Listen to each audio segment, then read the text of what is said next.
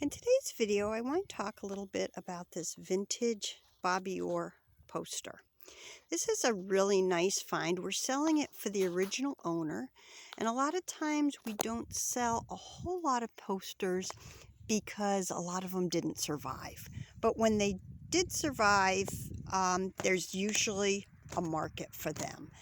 And this one is not perfect. It was displayed, and so when you go and you're looking, you can see some small tape tears and edge wear.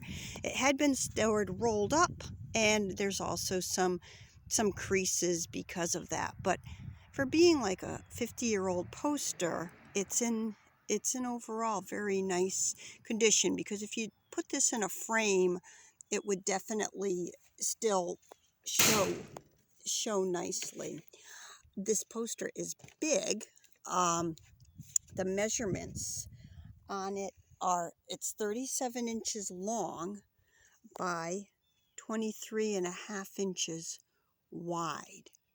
And when I ship it, what I'll do is I'm going to let it roll up naturally, however it's going to fall.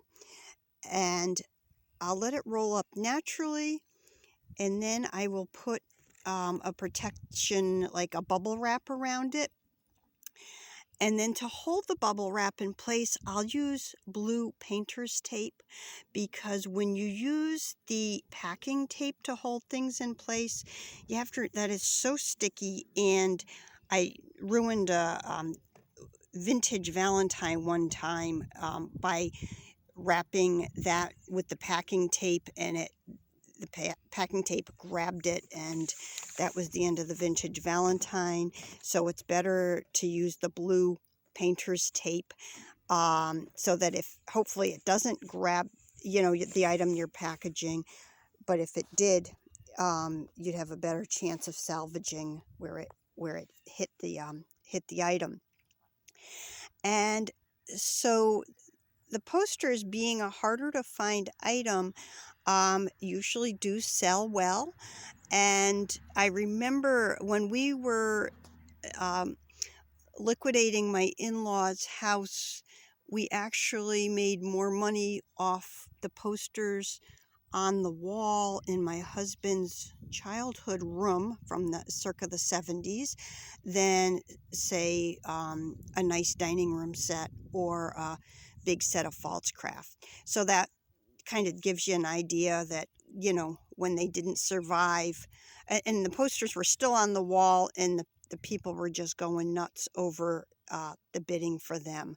And they were just some of the classic 70s posters, the Frito Bandito and the Keep On Trucking are the two that comes to my mind. And anyways, back to, so when I ship these, I don't, sometimes I'll have the right size tube, but a lot of times I don't. And so what I'll do is I will just cut down a shallow, not too tall, like Amazon or Chewy's box, and then just like roughly you're cutting it in half, to accommodate the poster. That's all bubble wrapped and secured.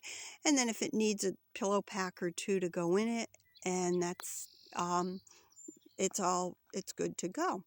So anyways, I'll be showcasing some of the other vintage posters we had gotten from this friend, but I just wanted to show you this Bobby Orr poster today. Thanks for stopping by.